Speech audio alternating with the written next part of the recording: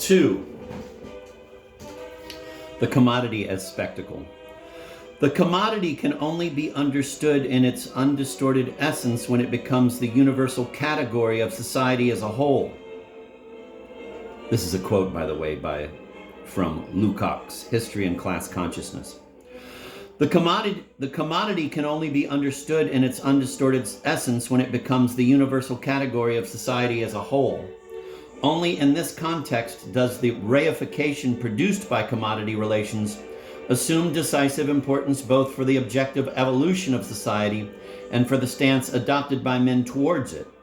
Only then does the commodity become crucial for the subjugation of men's consciousness to the forms in which this reification finds expression.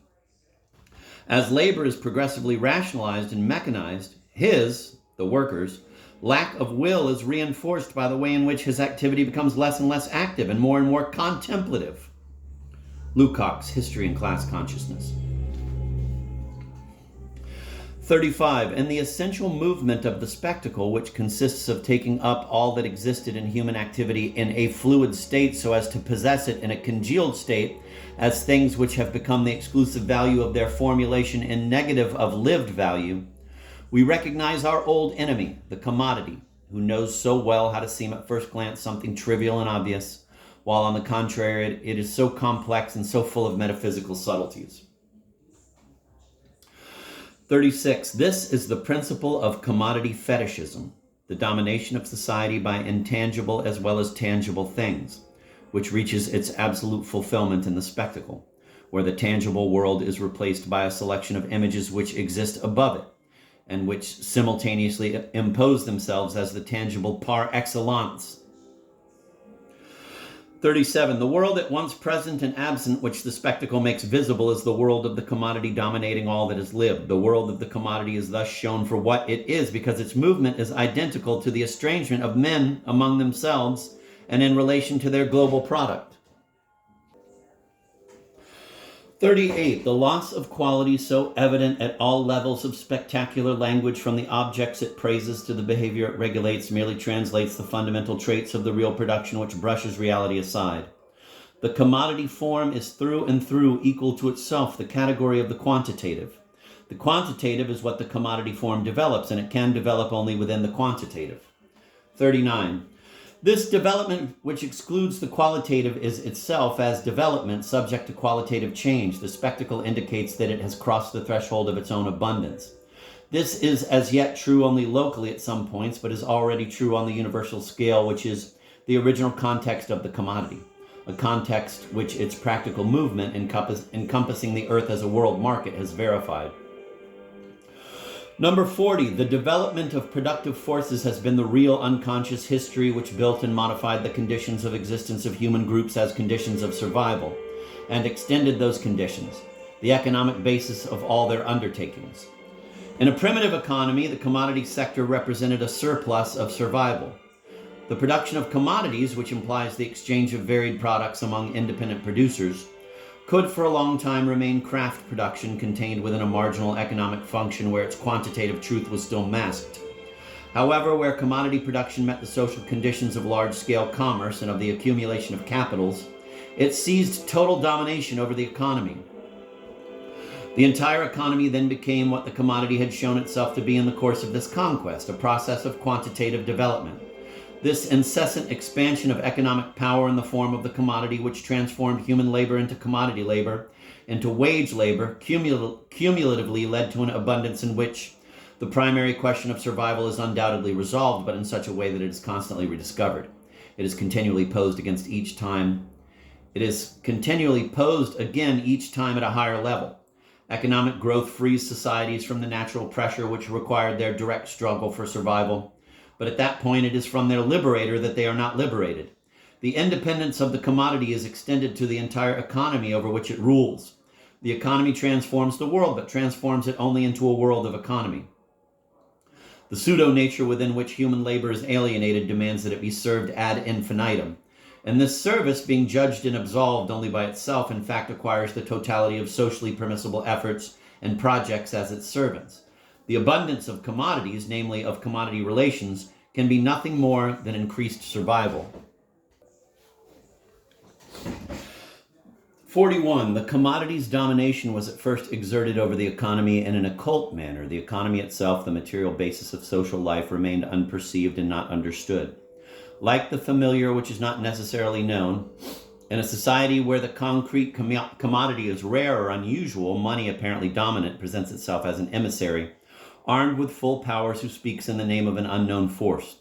With the Industrial Revolution, the division of labor and manufactures, and mass production for the world market, the commodity appears in fact as a power which comes to occupy social life. It is then that political economy takes shape as the dominant science and the science of domination. 42. The spectacle is the moment when the commodity has attained the total occupation of social life. Not only is the relation to the commodity visible, but it is all one sees. The world one sees is its world. Modern economic production extends its dictatorship extensively and intensively. In the least industrialized places, its reign is already attested by a few star commodities and by the imperialist domination imposed by regions which are ahead in the development of productivity. In the advanced regions, social space is invaded by a continuous superimposition of geological layers of commodities. At this point in the second industrial revolution, alienated consumption becomes for the masses a duty supplementary to alienated production. It is all the sold labor of a society which globally becomes the total commodity for which the cycle must be continued. For this to be done, the total commodity has to return as a fragment to the fragmented individual, absolutely separated from the productive forces operating as a whole. Thus, it is here that the specialized science of domination must in turn specialize. It fragments itself into sociology, psychotechnics, cybernetics, semiology, etc., watching over the self-regulation of every level of the process.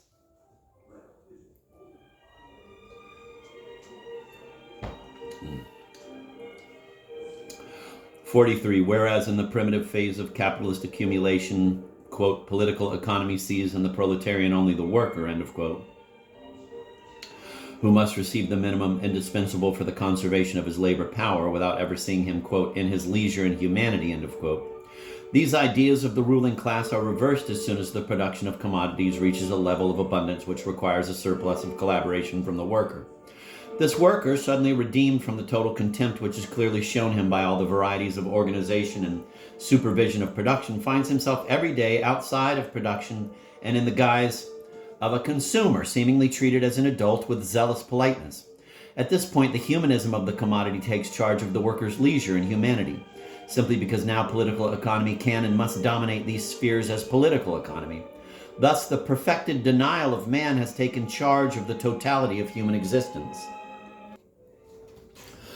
44. The spectacle is a permanent opium war which aims to make people identify goods with commodities and satisfaction with survival that increases according to its own laws.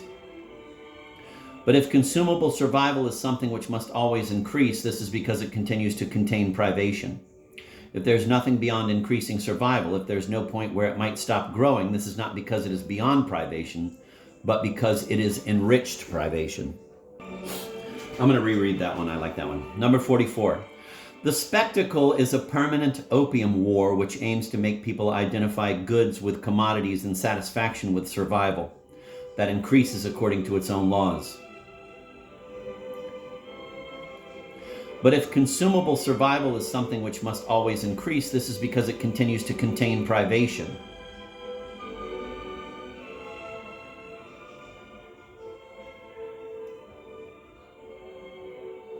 If there's nothing beyond increasing survival, if there's no point where it might stop growing, this is not because it is beyond privation, but because it is enriched privation. Number 45.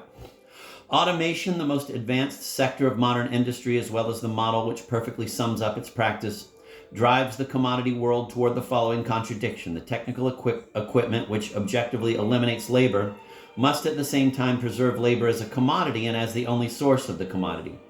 If the social labor, time, engaged by the society is not to diminish because of automation or any other less extreme form of increasing the productivity of labor, then new jobs have to be created. Services, the tertiary sector, swell the ranks of the army of distribution and are a eulogy to the current commodities.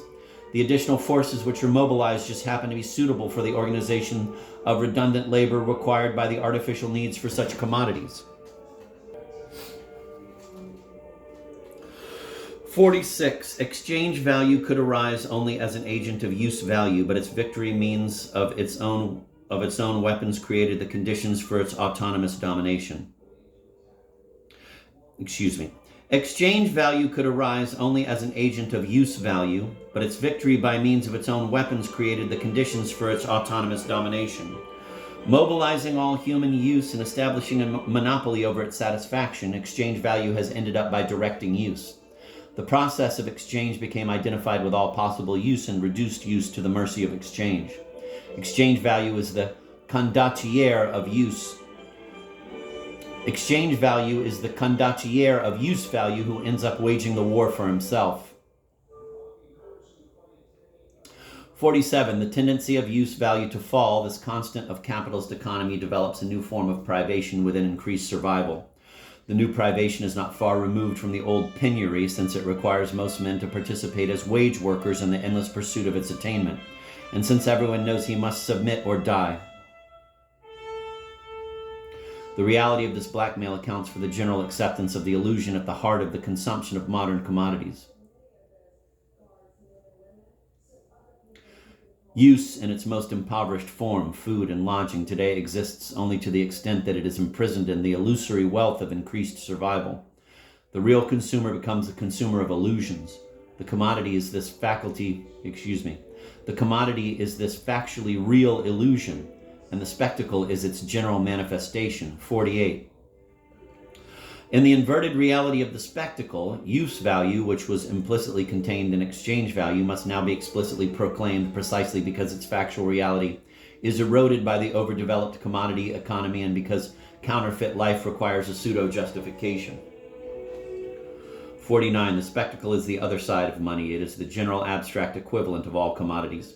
Money dominated society as the representation of general equivalents, namely of the exchangeability of different goods whose uses could not be compared. The spectacle is the developed modern complement of money, where the totality of the commodity world appears as a whole, as a general equivalence for what the entire society can be and can do.